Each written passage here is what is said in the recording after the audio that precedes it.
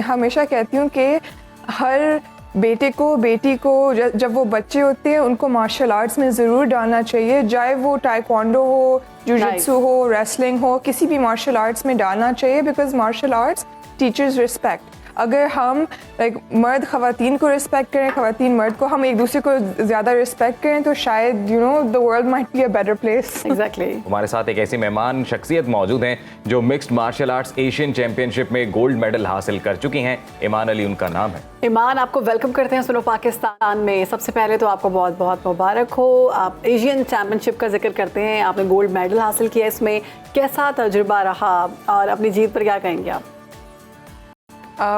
Firstly मैं कहना चाहती हूँ कि अल्हम्दुलिल्लाह for everything, thank you so much for having me on the show. जीत के बहुत खुशी हुई मुझे। ये सिर्फ इस एक फ़ाइट की मेहनत नहीं है, ये 3 साल ऑफ इंटेंस ट्रेनिंग, 10 साल इन मार्शल आर्ट्स, उसकी मेहनत की वजह से इस गोल्ड मेडल हासिल हुई है। तो अल्हम्दुलिल्लाह फॉर एवरीथिंग। वो काफ़ी आसान लगता है क्योंकि फ़र्स्ट राउंड फिनिश हुआ था, मगर हम लोग नहीं देखते कि कितनी मेहनत लगती है एक जीत के पीछे।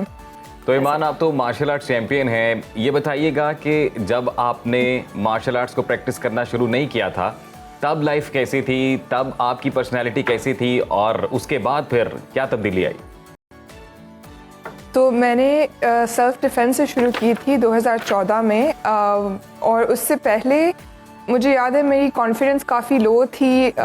मैं ऑफन थोड़ी सी डिप्रेसिव एपिसोड्स में आती थी, मेरे अंदर काफ़ी गुस्सा भी था, कोई आउटलेट नहीं था जहाँ मैं ये सारे इमोशंस सब कुछ प्रोसेस कर सकूँ।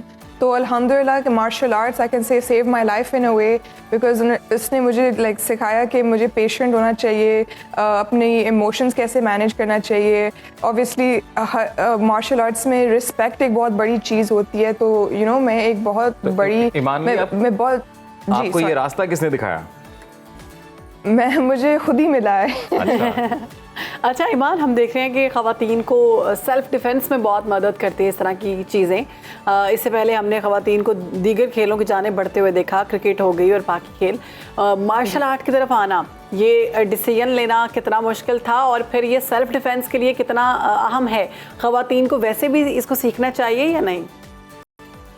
जी, आई थिंक हर ख़वातीन को सीखना चाहिए। मैं हमेशा कहती हूँ कि हर बेटे को बेटी को जब वो बच्चे होते हैं उनको मार्शल आर्ट्स में ज़रूर डालना चाहिए, चाहे वो टाइक्वांडो हो, जुजित्सु हो, रेसलिंग हो, किसी भी मार्शल आर्ट्स में डालना चाहिए, because martial arts teachers respect. अगर हम मर्द ख़वातीन को रिस्पेक्ट करें, ख़वातीन मर्द को, हम एक दूसरे को ज़्यादा रिस्पेक्ट करें तो शायद the world might be a better place. Exactly.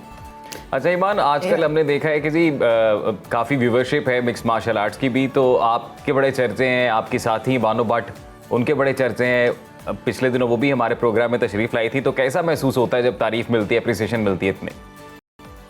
Of course, मतलब एक बहुत अच्छी चीज़ होती है, क्यों नहीं हो सकती? बिकॉज अगेन जैसे मैंने कहा था पहले कि हम बहुत हार्ड वर्क डालते हैं इसमें, without the cameras eyes on you. Obviously जब हम compete करते रहते हैं तो कैमराज होती हैं, पिक्चर्स लेते हैं, ऑडियंस होती है, मगर जब हम प्रैक्टिस करते हैं एज खिलाड़ी, एज एथलीट्स, कोई नहीं देखता हमें। तो उन मोमेंट्स में आपको पुश करना होता है अपने आप को।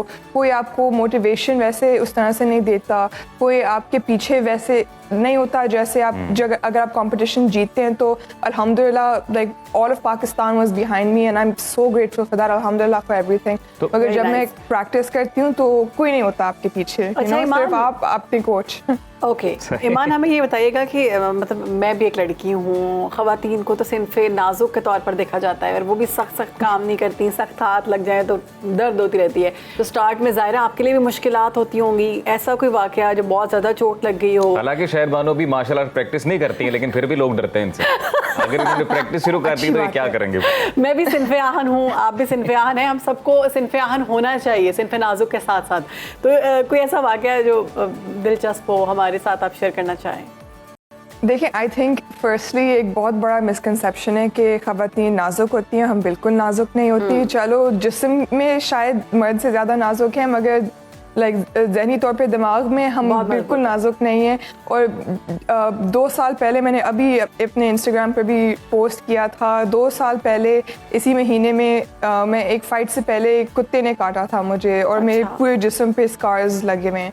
तो ऑब्वियसली मैं फ़ाइट नहीं कर सकती थी। वो मुझे 1-2 महीने hospitals, I was in and out of hospitals, stitches लगी थी, 1-2 ऑपरेशंस भी हुई थी, शॉट्स भी लगी थी, and it was a very difficult time in my life. मैं ट्रेन भी नहीं कर सकती थी, मगर यू नो अल्हम्दुलिल्लाह जैसे मैंने कहा था, लाइक इन माय माइंड मैं मजबूत थी। मैंने कहा चलो यू नो ये ज़िंदगी में चीज़ें होती हैं, बस शुक्र अदा करें अल्लाह का कि इससे बुरा। तब से आपने इरादा किया कि अब तो मैं मिक्स मार्शल आर्ट करूंगी और कुत्ते क्या इंसानों को भी नहीं छोड़ूंगी।